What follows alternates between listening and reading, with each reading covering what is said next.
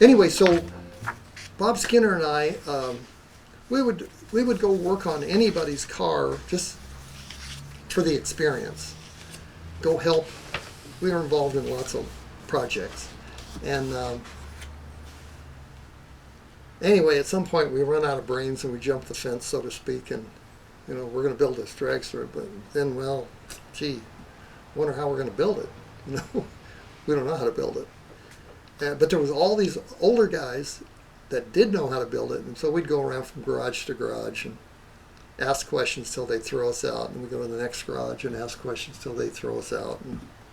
Well, a lot of learning, in my own experience, following a similar path, is it's just as important to watch people fail and see what doesn't work, and then also watch the people that are successful and see what does work, and then draw your own conclusions. You can learn a lot by watching somebody struggling and not having a good result. You can learn more from failure than you can from success. Yeah. Success is deadly because it makes your head swell up, and your hat pinches off the blood supply to your brain, and it's just a downhill deal. Right. Where failure, it'll humble you and it'll get you straightened right out. Mm-hmm. But anyway, watching other people's failures, which was a key piece of our act, is to learn as much as we could off of others. Right. And their broken parts, not our broken parts. Mm. And so when we'd go to the before we ever had a drag strip, we'd go to the drag strip, and anything that blew up, we were all over it. And we'd talk about it all week, what we saw and what could possibly have caused that, what we would do about it, or what we think we would do about it, and just roll around in it to see what we could get out of it, out of that. Before you actually decided to build the dragster, though, you did race with your brother a little bit. Oh, yeah. Oh, sure. My brother, he raced this black 57 Chevy in a stock class. Beautiful car. And so he set about, he wanted to win, and I thought that was a great idea, and I wanted to. Anyway, it was another chance to work on somebody's car where you don't have to pay the bills.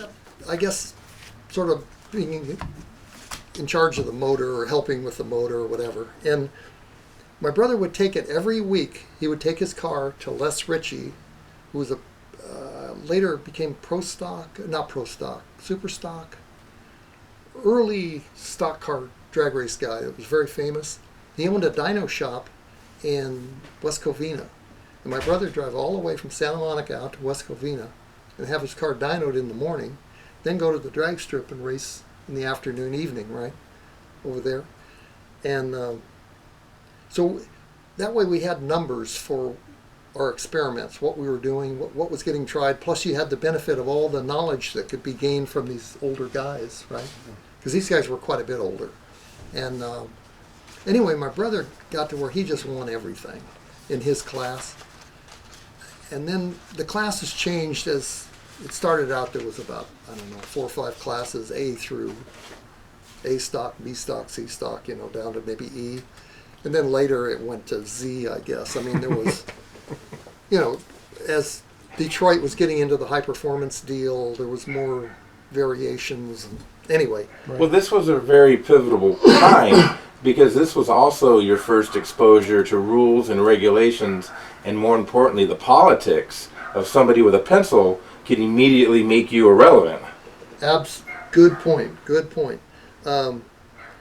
Because it was a stock class, and they really enforced the stock class. I mean, if you beat me, I could protest you, put up $25 or whatever, and you had to take off the cylinder heads, and everything needs to get checked. And if you wanted to get the cam checked, I had to throw in another 25, and then you'd have to pull the camshaft out and have it tested. Mm-hmm.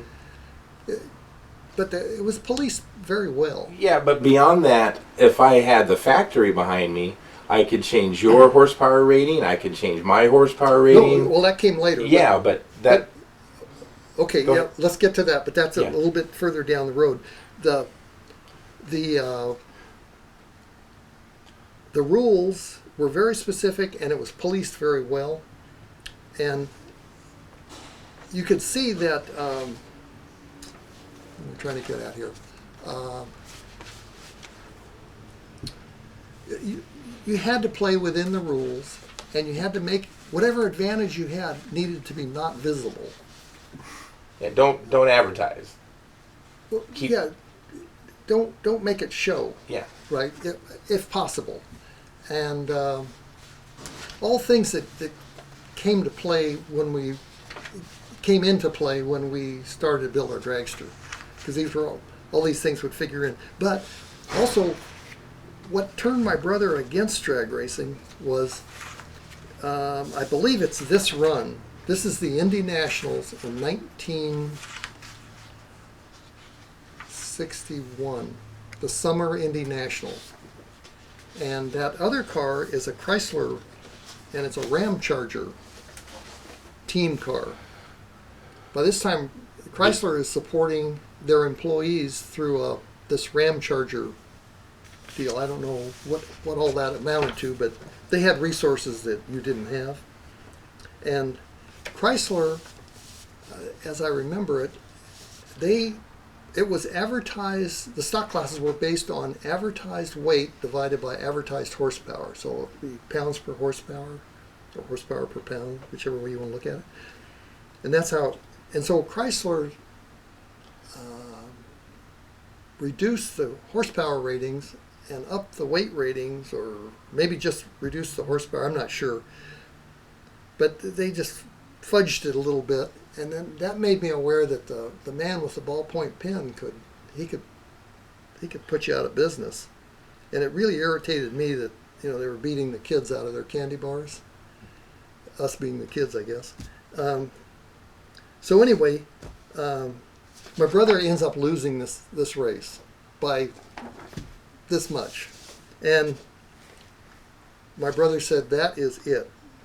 I've had enough of politics and drag racing." And he'd been doing this for years. I mean, I don't know how many years, and 7 nights a week too, or 7 days a week, whatever you want to say. But anyway, he would put my name on it, Jobe Brothers. It wasn't. I didn't have a dime invested in the deal, right? And he won the Winter Nationals, the very first Winter Nationals, which I think was '61. Is that right? Anybody know? It's something like that. Yeah. Well, let's say if it's not the very first Winter Nationals, I think was 1961. Anyway, he wins his class out there, and then this would be a few months later, at the end of the summer in '61, is when the Indy Nationals happen, and this happens, right? But he had been running this car. He bought that car in '58, so he'd been running it probably for 3 years, at the drag strip and on the street. But through his experience, solidified your decision to only be involved in a class that was basically unlimited. Yes, that's a good point. Yeah. After that, I would work on anybody's car that I didn't care what it was, just to gain the experience. But I made up my mind that if you're going to ever go race something and put your own wallet on the line, so to speak, even though I never had a wallet with anything in it, it was going to be something where it was unlimited. And then not only would it be unlimited, but you wouldn't attack it with, do it very conventionally.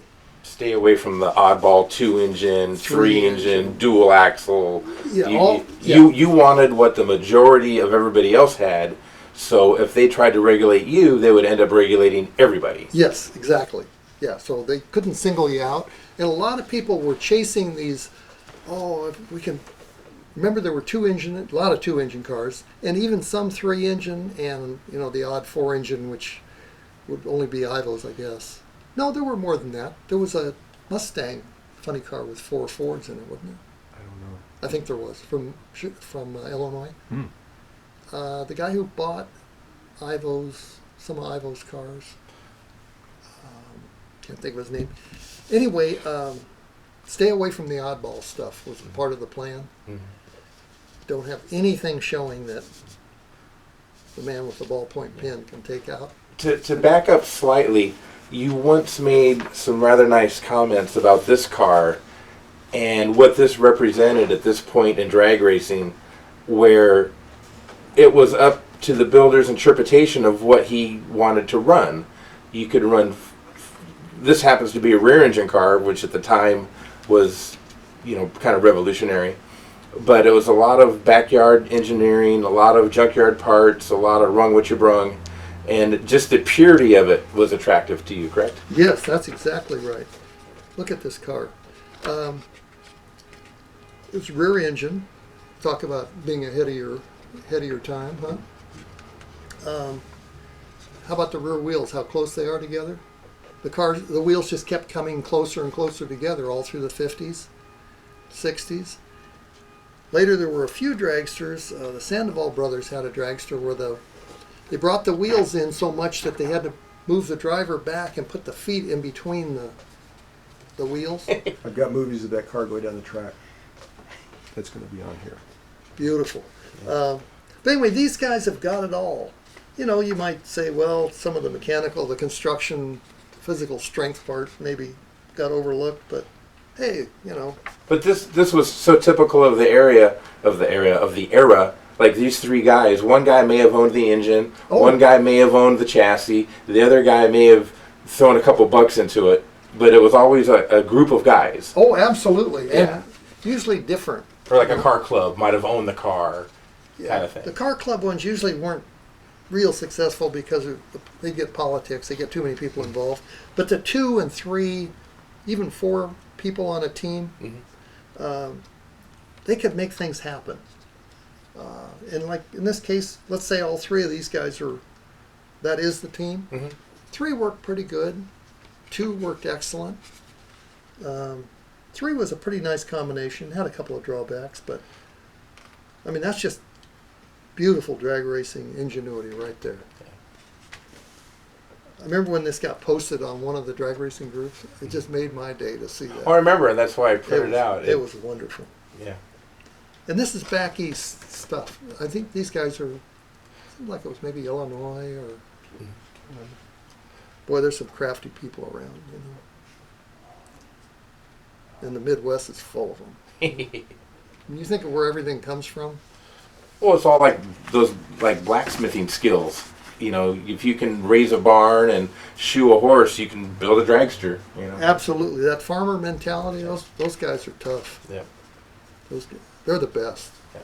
City slickers, we're a little bit of a disadvantage.